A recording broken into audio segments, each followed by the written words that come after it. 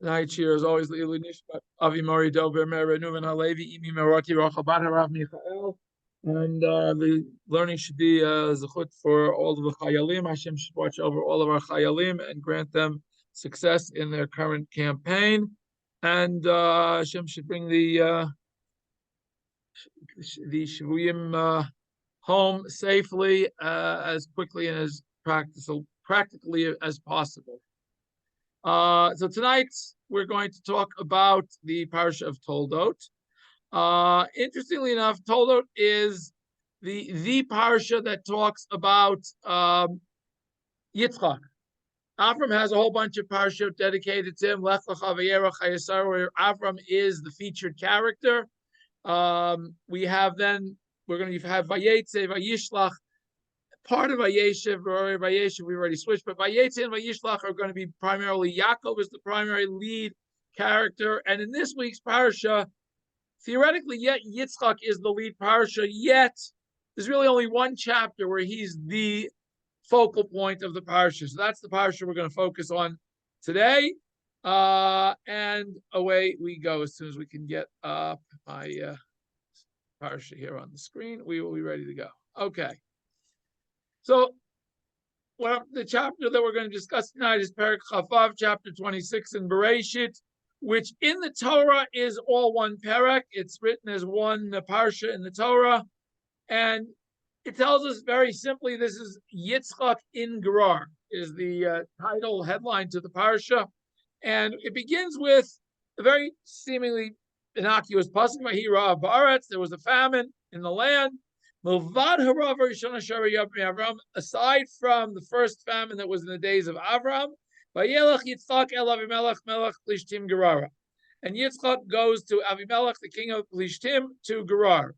Now, just by the fact that it could contrast this Ra'av to the famine that happened in the days of Avraham, presumably this chapter happened after the death of Avraham. That's the first assumption that we have to make, because it already is contrasting the Rav to the days of Avraham. When this parsha takes place, good question. I really don't want to get into that, but I just want to mention that it seems at least that it's after the death of Avraham. We're going to see that again later on in the story. We're going to see that it's already after the death of Avraham. So that's just one quick side point. Hashem appears to Yitzchak while he's in Gerar, or while he's on the way, or perhaps while he's about to embark. He says, "Al tered Mitzrayma, don't go to Egypt. Shchon ba'aretz asher amar lecha, stay and sojourn in the land that I'm going to tell you." So presumably, this is Hashem appearing to Yitzchak at some point. Now, the next pasuk, we're not sure if it's a continuation or it's a different communication from Hashem. But at that point, he says, "Gur ba'aretz hazot, live in this land, and I will be with you and I will bless you. Because to you and your offspring I will give all these lands. And I will establish the oath that I made, that I swore to Avram, your father." So again, from there, the fact that he's talking about an oath that he swore to Avram seems to imply that it's already after the death of Avram also. The concept here of whether Hashem speaks to Yitzchak once or twice in terms of telling him, well, the Parshanim wrestle with that because it doesn't seem to make sense. If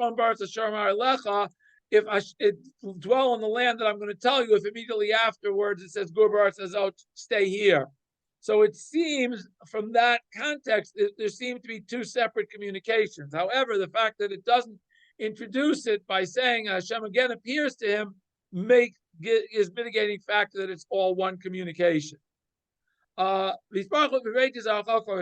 repeats basically the promise that he made to Avram. That is, I will multiply your seed like the stars of the heaven. And again, the same exact phrase. Again, I will give to your descendants all these lands. Very similar to what Hashem promised to Abraham. But here the reason given is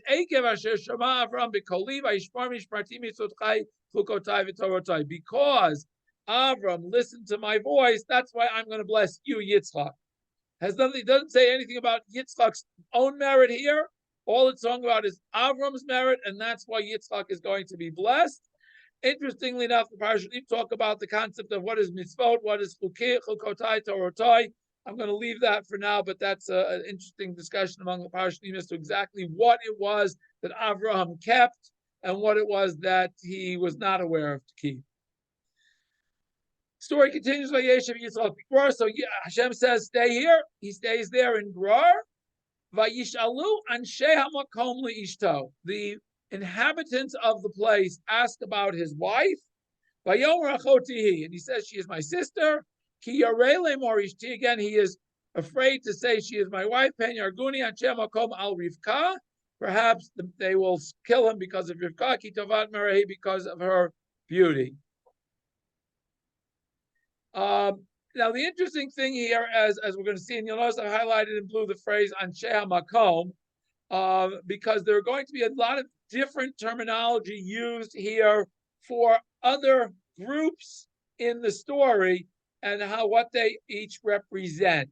So here, interestingly, Anshe HaMakom seems to imply that the local citizens are asking about Rivka. Why it calls them Anshe HaMakom? Good question. Why doesn't it say who they were? We don't know. But the local inhabitants saw this possible couple and they wanted to know who they were.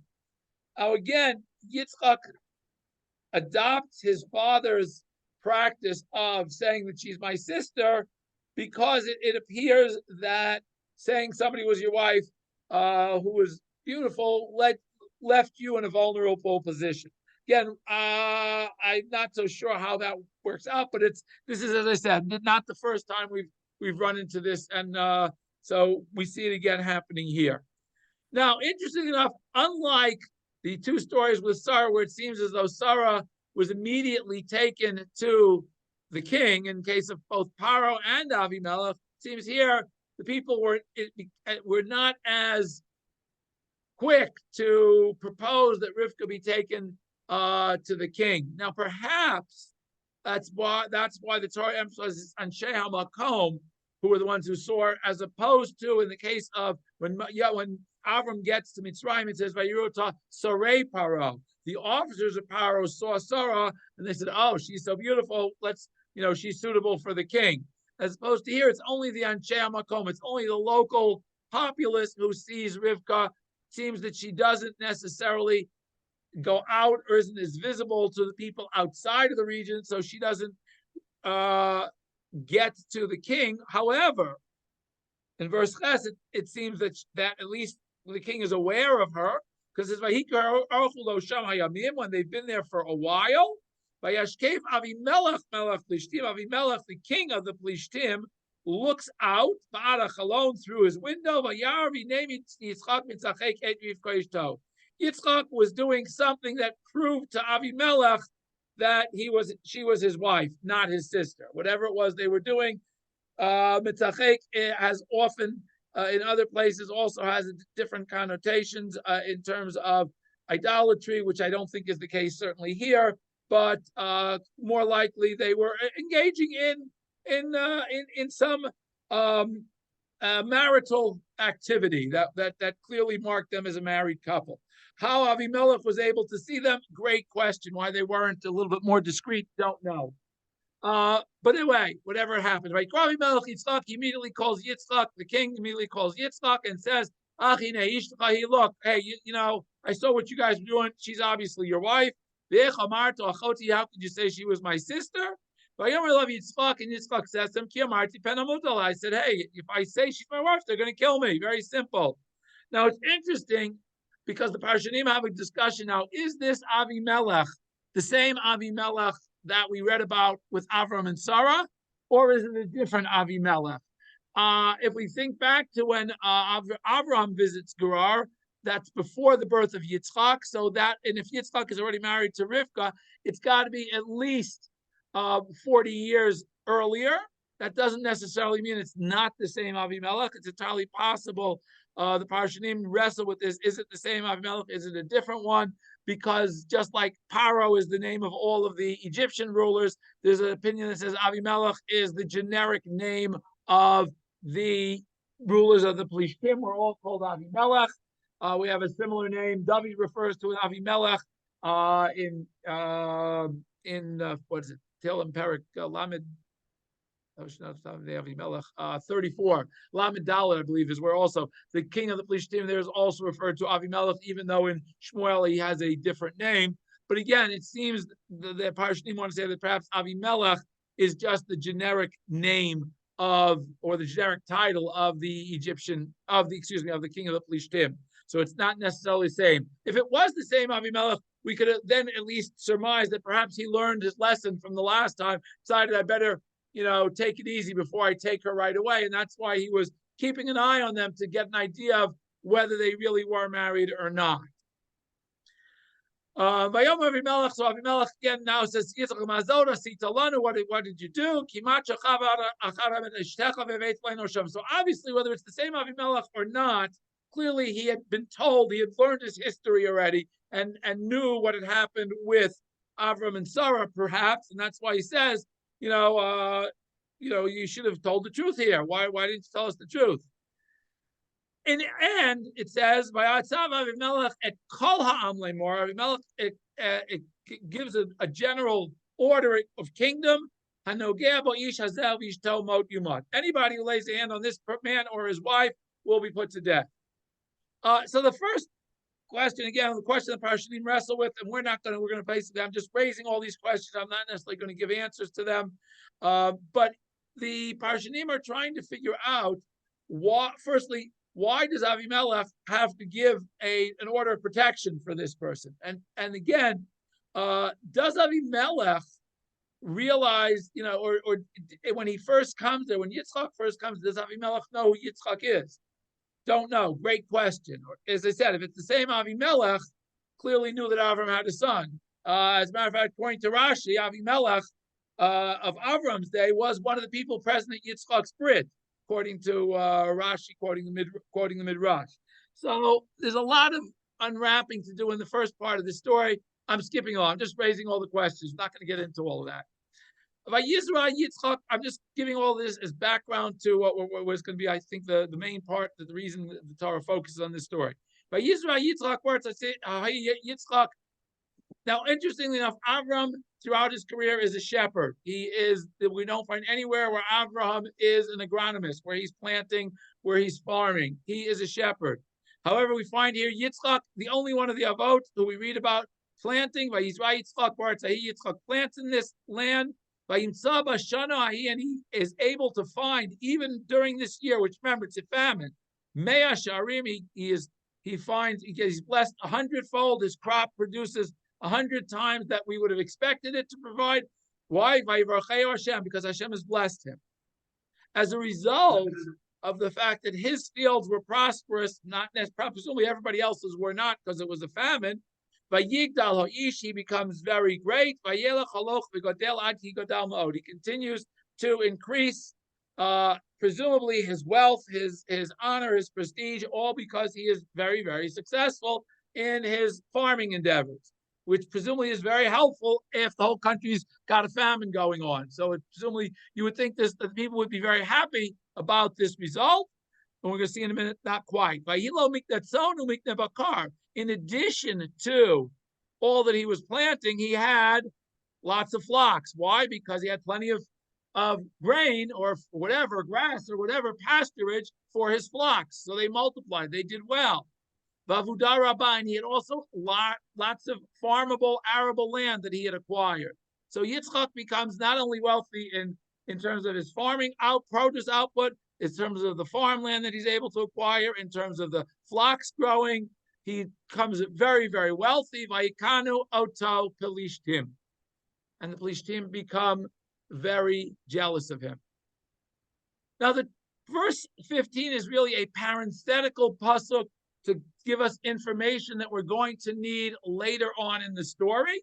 It tells us the following, but you'll see that I've highlighted two things. We're going to see Be'erot or Be'er. I've highlighted in yellow, Chafru in green. Those are going to now become the two theme words of the rest of the next section of the parsha.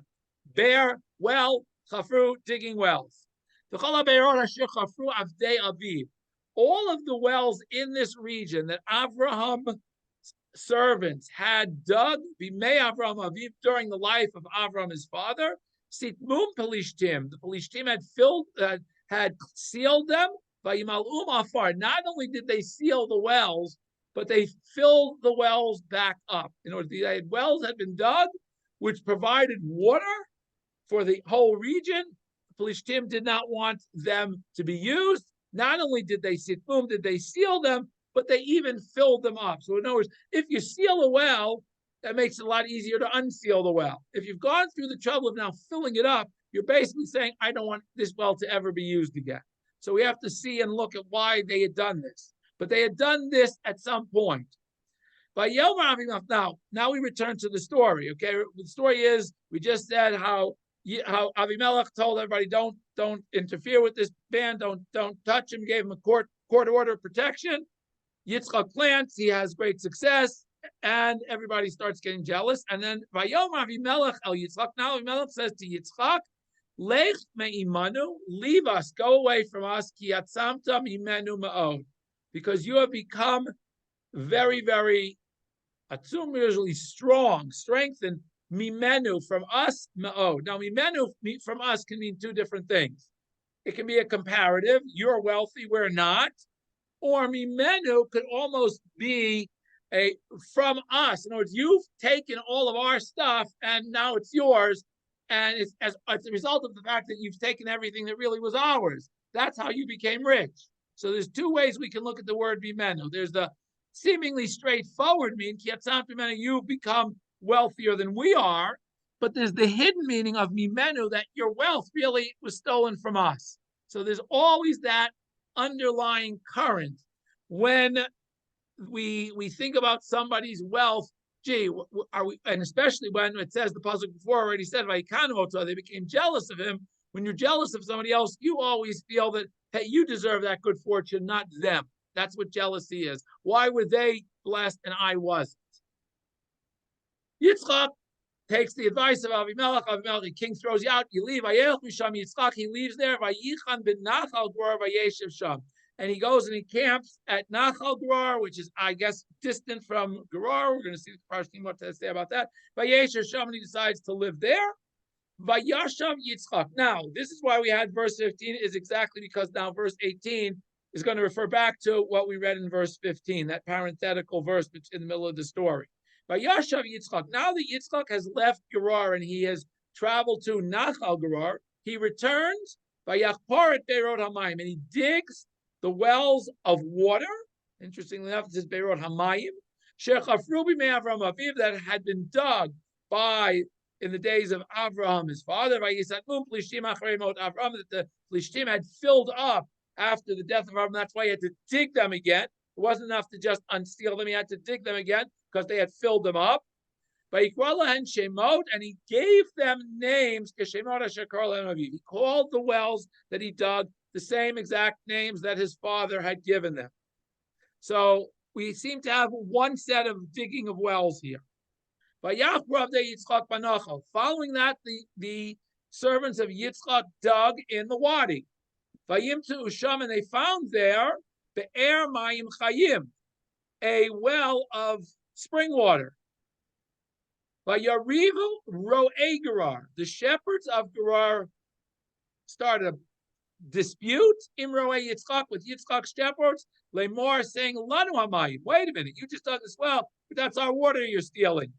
Because they claim that the water was being taken out, whether the water that Yitzchak's well had dug was water from the wadi, as opposed to being water from a spring. Even though the Torah itself says, Me'er Mayim Chayim, it was a spring. So they argue. So Yitzchak calls the name of the well Asek. Asek is strife, perhaps. Because they debated with they created a conflict. There was a conflict over the ownership of the well. So Yitzchak's servants go and dig another well. And they argue about that one too. But that one doesn't call Asek that they argued over. Sitna, he calls it hatred. Take me Sham. So Yitzchak leaves and goes again. He digs a third well. Below Ravu Aleh. This one they didn't argue about. By Krashma Rechovot. He called its name Rechovot. By Yomer, he said, Hashem Lanu, Hashem will cause us to spread out, Ufarinu Varetz, and we will be fruitful in the land. So we see the Yitzchak here again, this whole concept of digging these wells after they were filled in, because Avram had dug them, he gives them the same names, and then he digs, it seems, 3 more wells. And then ultimately, now we would have thought he would have stayed near Rehovot and pitched his tent there, because he finally got to a well that nobody argued over. But then it says, Vayal Misham Beersheva. He goes from there, he goes to Beersheva. Vayera Elav Hashem Balayla. Now, I guess the night that he arrives in Beersheva, Hashem appears to him, Vayomer, and he says, Anochi Elohei Avram Avicha, I am the God of Avram your father. Al Tirach Chanochi. Do not be afraid, because I am with you. Obviously, when Hashem tells you not to be afraid, it means that there was something that was bothering Yitzchak that he was afraid of. However, Hashem says, not to worry. I will bless you, and I will cause your seed to multiply. Before Avram Avdi, again, Yitzchak is not being promised anything per se on his own merit. All of the blessings that accrue to Yitzchak, at least in this parsha, come from the fact that Hashem wanted to bless Abraham, and that blessing is transferred to Yitzchak. It's not that per se that Yitzchak is being blessed; he's being blessed as being the heir to the blessings of Abraham. But even Shem Yizbeach, so Yitzchak, as a result, as Avram did many times when Hashem appears to him and gives him this bracha, Yitzchak does the same thing. He builds him Yizbeach, Vayikra b'Shem Hashem, and he calls the name of Hashem. Vayet Shama Holo, and he pitches his tent there. Vayichu Shamav de Yitzchak, the heir. Now, interestingly, here enough, it's not Vayachru. It's not Vayichru. Here is they dig. What's the difference between Vayachru and Vayichru? Good question. We'll have to get into that. I don't think the parsha in I'm going to quote now to get into that. But I just noting that there is a difference, Vayachru versus Vayichru. But again, it's a be'er. It's still a well. Avimelech halach elav migrar. Now Yitzchak goes, he reached Beersheva. He's left Gerar. He's now enters Eretz Yisrael. Not that Gerar isn't part of Eretz Yisrael. If again, we depends on the definition we use. But Avimelech halach elav migrar. Avimelech leaves Gerar and comes to Yitzchak now. After he's thrown him out. Remember, at the beginning of the chapter, he threw him out. After giving him a protection, and he threw him out. Vachuzad nerei Ehu. And a group of his supporters, Meirei Ehu, from his close confidence. Ufichol Sar Tzva'o, and Fichol, his chief of staff. Vayomer Alehem Yitzchak. Now Yitzchak says to them, Yitzchak doesn't mince any words here. Why'd you come here for? Do you hate me? And you threw me out of you basically exiled me from your land. Now you're coming to me. What do you want? Vayomru, and they said, wait a minute. We realize that Hashem is the one who's with you. But no, and therefore we said, let's take an oath, and we want to have a covenant with you. What is the covenant? If you will do evil to us, we didn't touch you, we didn't bother you. Everything we only did was good with you. What was the good thing we did for you? We let you leave in peace. But now we realize that you are the one Hashem is blessed. So in other words, they didn't realize that before. When he was getting all these blessings, the jealousy was too hard. They couldn't necessarily see that the blessings were coming from Hashem. Now, after he's left, and they realize that they're not prospering, even though he's not there either, they realized perhaps that they made a mistake in sending him out, and they wanted to create a covenant with him. It says, interestingly enough, he makes a party for them. They ate and drank. They get up in the morning. They swore each man to his brother. Yitzchak sent them. And they leave him in peace. And it came to be on that day that he left. The servants of Yitzchak came. They told him the status of the bear that they had dug. They said, we found water. And he called this well Shiva. Okay, Shemo Yer Beersheba Yom Hazeh. So the name of the city is now Beersheba to this very day. So we have to unwrap a lot of things about this parsha, but I really want to focus on the whole chapter with the wells. So again, we have Avram digs wells, the Pelishtim fill up the wells, Yitzchak redigs the wells, and then he digs more wells. Why does the Torah spend so much ink on that? That's the question we're going to try to address. We'll see how well we get through the parsha name here. So Rashi says the Pelishtim had a reason for filling the wells up in the first place. Why did they didn't just seal them? They sealed them and filled them up. Why? Amru, because the Pelishtim said, Takala Haim Lanu. These wells that Avram dug were not for our benefit. They are a stumbling block for us. Why? Because we have marauding bands that come through this land and attack us.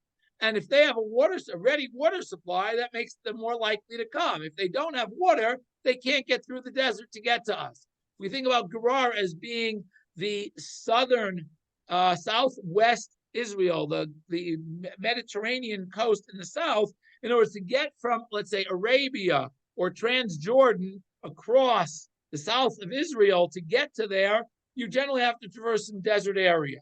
If you have no water supply, you're not going to go that way. You'll have to find a different way to go, so you won't necessarily end up attacking Plishtim if you're a marauding band of nomadic terrorists. However, if you have a ready water supply, you're more likely to come through that way, especially if it's an unguarded, free water supply, which is exactly what Avram would have done. He would have had a water supply that anybody could use. So the Pelishtim said, we got to get rid of these wells, and that's why they filled them, Rashi wants to say. Now, then when Yitzchak travels to Nachal Gur, Rashi says it was far away from the city. So in other words, it was an area that should have been, there should not have been any question as to whether it was within the territory of Gerar. It was distant from there. And that's why Yitzchak felt it was okay to dig wells there and that there would be no fights. But that's not the way it worked. Vayashav vayachpar. He redug the wells that Avram had dug. Why? Mikodem shenasa Yitzchak migerar chazar v'chafran. Rashi says very interestingly that before, while Yitzchak was still living in Gerar, he redug these wells, not on his way home or on his way leaving Gerar, but he redug the wells before, while he was still living in Gerar, because he needed them presumably to provide water and pasturage for his flocks. That's why he dug the wells. That seems to be Rashi's take on this whole story. Now, interestingly enough, that's really all Rashi has to say. Rashi does not try to understand why does the Torah give us this whole story, what he's trying to teach us. Rashi seems to be silent on that at this point. So we go to his grandson Rashbam, who brings a different reason why the Pelishtim sealed the wells. Rashbam says the reason that the Pelishtim sealed these wells, very, very simple reason. They did not want Avraham's descendants having these wells after he died. While Avram was alive, okay, Avram was recognized, they respected him, they let him have the wells. Once they did not want these wells to become a permanent possession of Avram's family, that's why they filled them up. So there were no wells for Avram's children to inherit in that region. That's Rashbam's reason. V'hutzrach lichtov. Why does the Torah have to tell us this whole thing? That the reason this verse is here telling us about the fact that the wells had been sealed is because Yitzchak is going to come and redig them. As I said, that's the whole reason that pasuk is there. And he gives other examples in the Torah where we're given a statement of fact that seems to precede where we ask where is this coming from, and it's there because it's going to something in the next story is going to refer to it. And the example he gives is V'cham hu avi Canaan. The Cham was the father of Canaan, which is told us before the episode with Noach and the vineyard and when he gets drunk. Okay, so Yitzchak calls them the same names that Avram gave them. Why? Very interestingly, that people should recognize that these aren't new wells that I've dug and you think I'm digging on your property. These are wells that were dug by Avram in territory that was clearly marked as either nobody's or his, and therefore he already owns them. I'm not taking away ownership from anybody else. The low rubble aleh. By the time he got to the third well, there was no fight. Why? Because the reason the shepherd, remember, who was arguing over the wells? Not the king of Gerar, not the citizens of Gerar, only the shepherds of Gerar who live not in the city, but they live on the outskirts because they've got to find pasturage. They don't live in cities. Shepherds generally live out in the country where they can find pasturage. So here, Yitzchak has already moved far enough away from them, so the shepherds are no longer contesting the ownership of the well. Now, the question is, if he just reached this well, dug this well called Rehovot, we would have thought Yitzchak would stay there and set up camp there. Why does it immediately from there travel to Beersheba? Rashbam tells us, Ki hayamit yarei mehem. Even though they didn't come immediately and argue over the well, Yitzchak is still afraid that they're going to come after him and argue about this well. So he's concerned about living near this well he's called Rehovot, and he decides to go to Beersheba. And how do I know that Yitzchak was afraid that they were going to chase after him and again argue? Hashem said to him, Al tira, don't be afraid. So if Hashem tells you don't be afraid, obviously there's something you thought you were afraid of. He was afraid. What was he afraid of? That the Plishtim were going to still come after him and again either fight with him or argue with him over the wells. And he kept going further and further away from the land of the Plishtim till he finally found a place where he could live in peace. Yitzchak is not looking to conquer the land of the Plishtim. He went there originally because there was a famine to dwell. And when they throw him out, he wants to get as far away as he needs to for safety. Again, the thing is, he's not ready to go back to Beersheba or Hebron right away. Presumably, the famine was still going there, perhaps. And that's why he doesn't want to, he's not ready to go all the way back yet. Otherwise, we would assume if you go somewhere because there's a famine, when the famine ends, you'd go back home. Now, presumably for Yitzchak, we don't know. I mean, there's one point where we're told Yitzchak lives in Be'er Lachai Roi. There's one point here where he says he lives in Beersheba.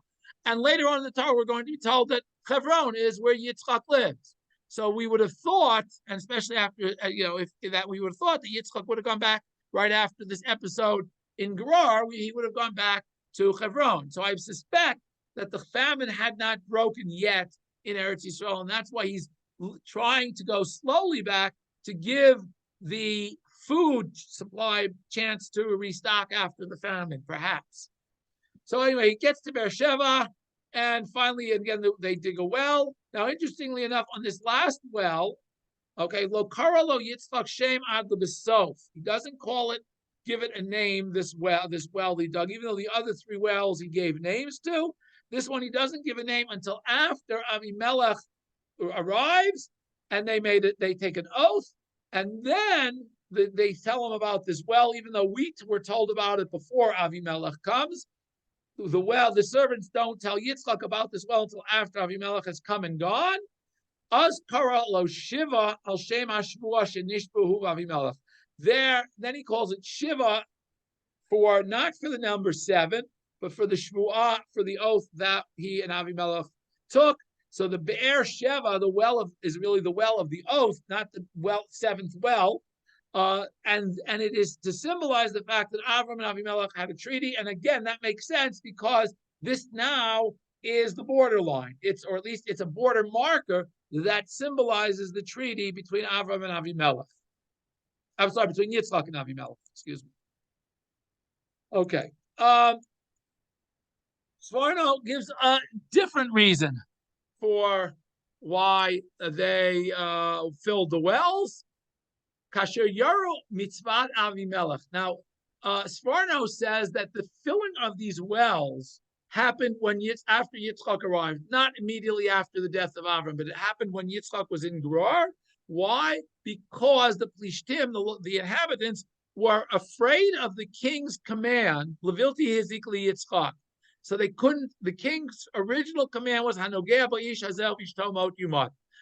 Leave Yitzchak alone, hands off Yitzchak. You got a royal order of protection you can't touch Yitzchak. So how do I get at Yitzchak if I can't? The royal order says I can't. What did they do? Satma Beirot, because of the hatred of their jealousy, they decided, well, all right, so we can't harm him. Let's destroy his water supply by filling in these wells. Ultimately, Avimelech told Yitzchak, Lech me'emanu ki atzamta mimenu, you have become too powerful for us. V'tuchal bi'ashrecha litkamem aleinu. And we are afraid that because of your wealth, you are going to take revenge upon us. Very interesting psychological projection. Why? Because they were jealous of him. They wanted to destroy him. So they projected that he would, obviously, if they want to destroy him, he wants to destroy them. Very interesting insight that Sforno gives us with these two words. They thought, they were afraid that Yitzchak would take revenge on them. Okay, let's continue. They tried to get Yitzchak to leave the well. Okay. Now, interestingly enough, Avimelech gets there, and what does he say? Ra'o ra'inu ki haya Hashem imach. We saw that Hashem was with you. Interestingly enough, we're not creating a covenant with you because we're afraid of you. We want to have a covenant with you because we saw that Hashem is with you. It's a very interesting statement that Sforno says here, because he's telling us that the motivation for Avimelech coming and wanting to create a treaty with Yitzchak was their recognition of the hand of Hashem, which to me seems like Yitzchak did a pretty powerful thing by backing away, by not engaging them in war, even though they were trying to provoke him. He was able to get them to realize that his blessing was I couldn't from find Hashem. a Sunday. I tried everyone. She wouldn't have it. Excuse me, Sorry, David, please mute David. I'm sorry, please mute. Thank you. Yeah. Okay. Okay.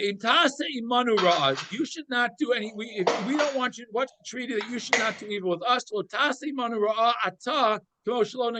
Just like we didn't harm you, you should not harm us. Now, Sforno gives a very different interpretation of the name Beersheba and the Shiv'ah.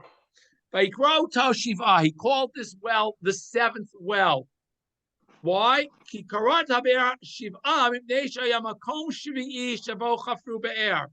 According to Sforno, the reason that the well is called Be'er Sheva, or the place is called Shiv'ah, is because it was the seventh well that Yitzchak dug.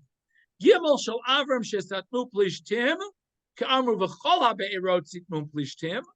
There were three wells that Avram had dug that the Plishtim filled up, that he had to redig. How do I know there were three? Because it says kol ha'be'erot, all the wells. Now we know be'erot, the minimum for saying wells is two, but we wouldn't say all the wells for just two wells. So lo yomar kol pachot mi gimel. So the minimum amount of kol ha'be'erot, all the wells, is three. So there were at least three wells. The gimel shal Yitzchak, and the three that he dug, that he gave names to, of Esek, Sitna, and Rehovot, those six. That's why he called it Shiva, and they call the city Shiva, which is to commemorate both things, the oath and the seven wells. Okay, now Ramban wants to understand really what is the whole story. Why do we have this whole story? Okay, let's go. Okay. Here we go.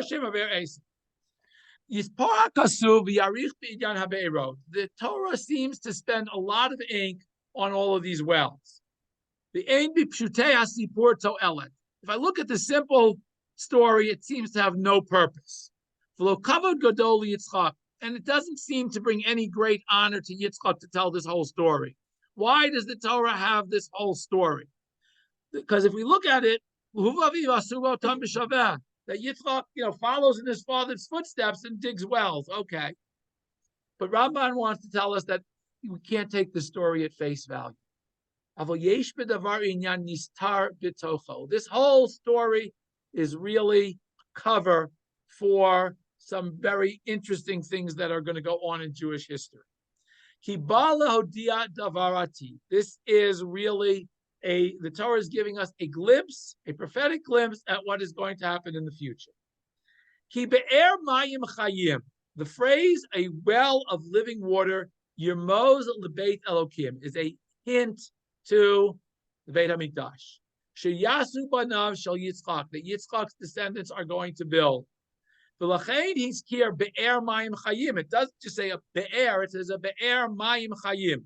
Now we know, by the way, that Torah is often compared to mayim.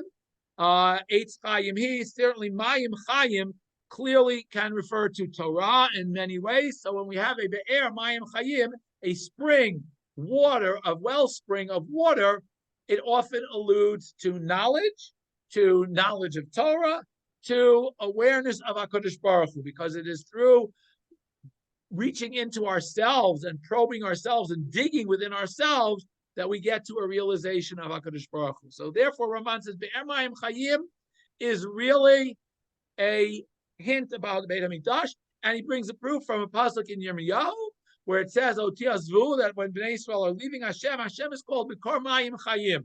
The source of all living water is Hashem.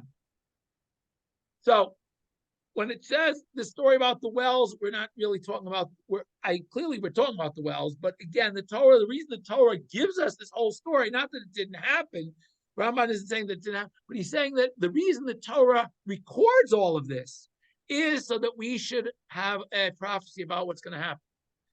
So he goes through now. Vikarari showed Asek. The first one is called Asek, which means strife, dispute. Yirmos Leveit Harishon. This is the allusion to the first Beit HaMikdash. Asher he's astu imanu, that there was the strife among us. V'asa itanu otanu kama machlokot. The goyim made constant wars against us. The kama milchamot ad shecherivu, and many wars until they were able to destroy it. Whether it was Sancherib, whether it was Nebuchadnezzar, but there were many armies that invaded Yerushalayim during the period of Bayit Rishon. So Asek means that all of the Goyim were trying to destroy the Beit HaMikdash until they finally succeeded. Vasheni, the second of the wells, is called Sitna. Sitna, Shem Kashebin Arishon, which is a much harsher name than the first. Sitna, from hatred, enmity. V'hu Bayit Hasheni, this refers to the second Beit HaMikdash.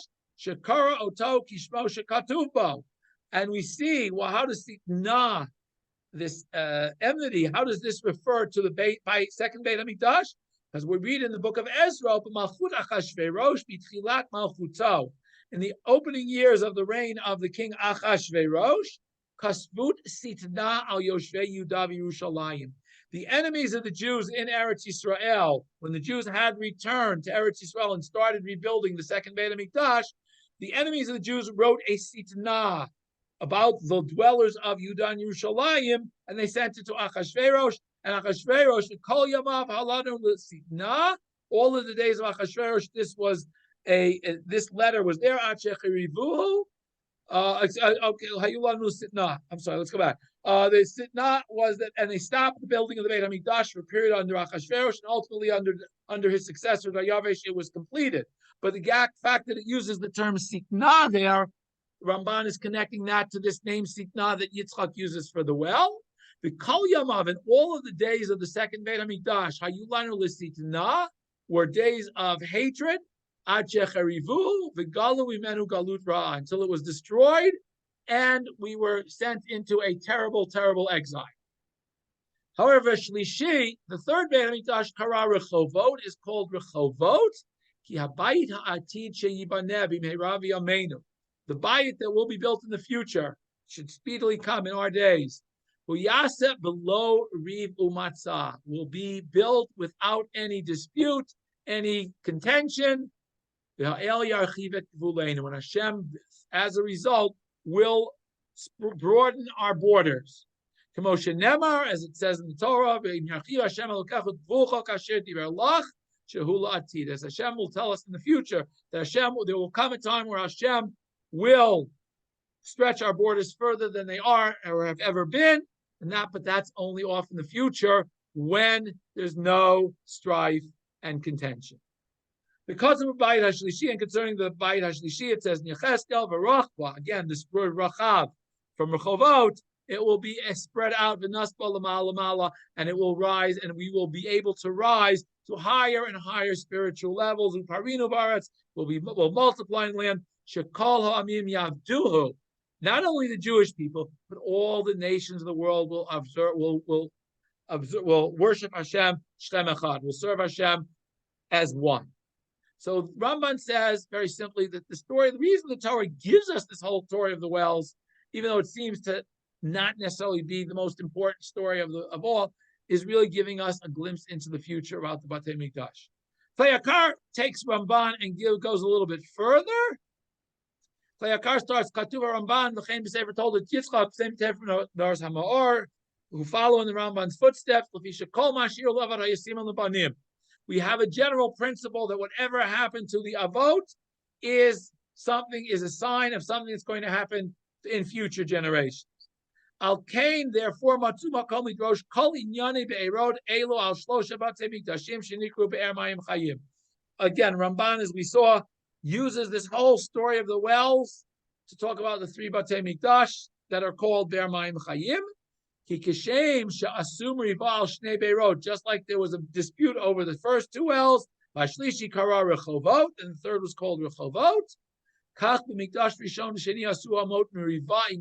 So too, during both the period of the first Beit HaMikdash and the second Beit HaMikdash, the nations quarreled with Israel until they destroyed both of these Beit HaMikdash. That's basically paraphrasing the Ramban. Now, Klei goes a little bit further. V'osif animi shali, l'archiv pratei ha'inyanim sheyaskimu im drushzeh. I want to add a little bit more richness to this. It's a wonderful drush. Klei says, I'm going to add more fuel to it. Ubo yituratz masha amar ki atayr chiv Hashem lanu ufarinu ba'aretz. What did Yitzchak mean when he said, now Hashem can allow us to grow and be fruitful in the land? Ki kfit hanira. Shemara uparinu ba'aretz einu tamlu lashon rechovot. Uparinu ba'aretz, you wouldn't call something rechovot because uparinu ba'aretz will multiply in the land. Al ken achibo hadibur peratei ha'inyan shkol matimim al mashekara lan. That I'm going to add a few things that will help give a little more richness to this whole midrash. Masha yiyah b'achvit hayamim, and perhaps a little glimpses to what will be when the third Beit HaMikdash is built. Ki yadua ma shamru Chazal. We know the following concerning what Chazal teaches. To B'bayit Harishon, the period of the first Beit HaMikdash, hayamatza umeriva, there was strife and contention, not between the Jews and the Goyim. Sinat chinam and hatred, bein Nesiya Yisrael, among the Jewish leadership. The biggest problem during Bayit Rishon was the split of the kingdom. The kingdom was split into two, and there was constant wars between Jews and Jews. Shenikru ro'im. Interestingly enough, leaders are called shepherds. We have Moshe, there's a shepherd. He's the shepherd of the people. And similarly, Yirmiyahu calls the leaders shepherds of the people. So again, very, very interestingly, here we're talking about water and sheep and flocks and all this stuff. Why? So why was the first Beit HaMikdash destroyed? One of the causes of the destruction of the first temple and the fact that there was constant warfare was the warfare between the kingdom, the northern kingdom and the southern kingdom. So that was why the first one was called Asek, because there was constant strife. By the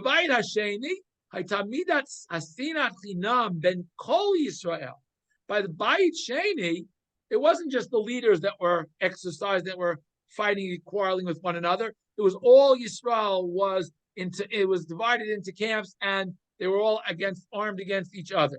Because this disease, this nega, this besmirching mark, had spread to all of Am Yisrael until there was no way to heal it other than to destroy the second Beit HaMikdash and once again send Bnei Yisrael into a long Galut. The Alkain Katuv But Be'er shown by the first well, it's the shepherds of Gerar are arguing with the shepherds of Yitzchak.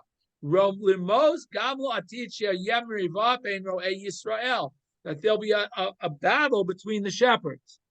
The Agav Gerar Ravu Gamro Eomot in Israel. And because once the Jewish kings were fighting against one another, they each one chose allies from among the Goyim to fighting with them against their brothers. So we see already that there was strife because there was strife between the Jewish leaders, they invited the Goyish the leaders of the other nations in to help them destroy each other. Because they fought with them, alongside them originally, but ultimately against them.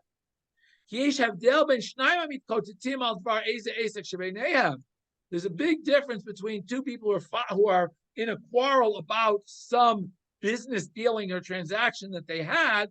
Between two people who are arguing about nothing, just for the sake of arguing. He says, as has unfortunately become the custom in our generation, people fight just for the sake of fighting. That's the big difference between the first and the second. The hatred between the leadership in the first temple period, that was concerning who was the real king. Because the kingdom had been split into two. Normally, one kingdom doesn't like another kingdom encroaching upon it. Therefore, each of them felt that the other was encroaching on their territory. And therefore, the hatred and the enmity between the leadership arose. The hatred, causeless hatred of the second temple period, was not, there was no underlying causal relationship between the leadership. Even the nobodies hated each other. Alo davar, for no reason whatsoever. That's why it's called sinat chinam. Free. It's free hatred. You hate somebody for no reason whatsoever.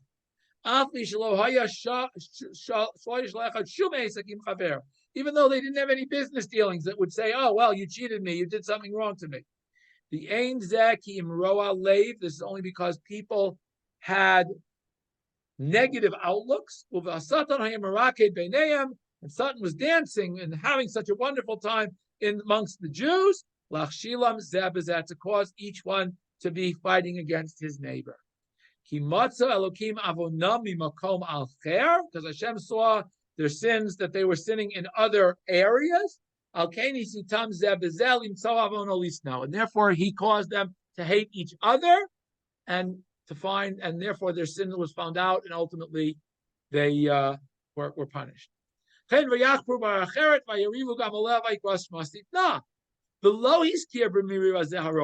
In this one, it just says Vayarivu Gamalel. There was a fight about it. It doesn't say that the shepherds of Gerar were involved. See, this fight,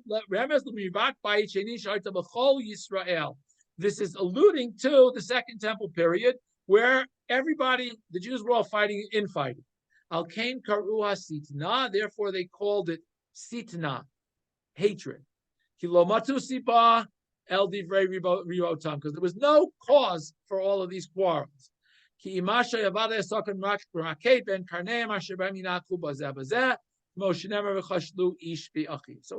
Clear just is adding to Ramban's understanding of the first and second Beit Hamikdash. Now he goes to the third one. Lo Ravu Aleha. Ki Beit Hamikdash Shlishi Yibanel Yidei HaMelech HaMashiach. Shenever Barbeham Yisrael Shalom Ein Kates. In the days of the Mashiach, it will be Shalom Ein Kates. There will be no end to the Shalom. Not only will it be Shalom between nations, but there will be Shalom between communities and groups and everybody. There will be no end to the Shalom. There will be only truth and peace in the days of the Mashiach. Therefore, it is called Rechovot, because in the days of Mashiach, Hashem will broaden the Gvul of Eretz Yisrael. Oshnei Ivrim Nitzim, when there is fighting and two Jews can't get along, even if they're in the largest city of the region, like Antioch, they still can't live together in peace. The and certainly in a place where it's a very small mode, they won't want to live together. We still have this. How can I live with him? I gotta have my own show. I can't go to the show where this guy goes. This is the problem. Kleakars is very clear. If we would solve our own problems, we wouldn't have to worry about the problems of the rest of the world. And the complete opposite will happen in the Bisman Shalom al Yisrael, when we can be at peace with each other, even though there are plenty, we've multiplied, there are lots of us, and we still all get along. The land will be full of people. They will still be able to be rechovot, to be plentiful. Everybody will feel they have everything they need.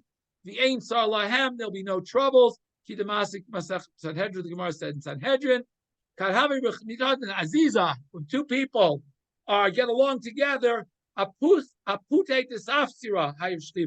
two of them can sit together on the blade of a sword, on the edge of a sword, on a very narrow piece. When you have two people who are at peace with each other, they won't quarrel over, even if they have a small area to sit.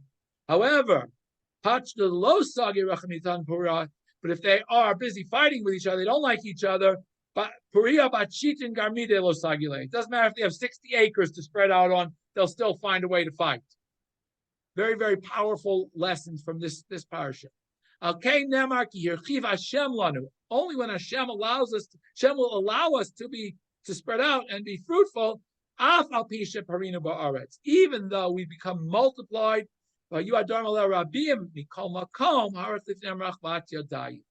The way that we will have peace is when we all recognize and realize that we are in this together, that we have to be in this together. Now, it's interesting if we go back to the whole story that leads up to the wells, and it's something that I highlighted, we find very interestingly that it's only as a result of Yitzchak's wealth that the whole story starts. When Yitzchak seems to be poor, nobody bothers him. When the Jews are just come in and they're not into a country and they're not so successful, nobody takes heed of them. Anti-Semitism comes, firstly, from itself. There's nothing Yitzchak does to cause anti-Semitism other than be successful. So we see a very interesting story here about anti-Semitism, but B, as we saw from Ramban and more definitively from Kleakar, that it's up to us. It's not up to the rest of the world. It's up to the Jewish people to realize that when we can get along together, Hashem will take care of the rest. Hashem will allow us to be fruitful, to multiply, and to not have any enemies as long as we're not fighting each other. And we have to realize that if we expect to get out of the predicament we're in. And I think, Baruch Hashem, we have come together. We have to stay together as we go through the current matzav and future matzavim until Hashem brings us to the ultimate time when we will see the fulfillment and the completion of this story with the building of the Bayit Shishivim Herav Yameinu. Thank you all. I hope open up for questions, comments, feedback at this point. Any questions or comments? Okay, thank you all for joining. Have a good rest of the week. And B'ez Hashem, we should only hear B'surot Tovot about what's going on in the Matzav. And we'll see you all next week.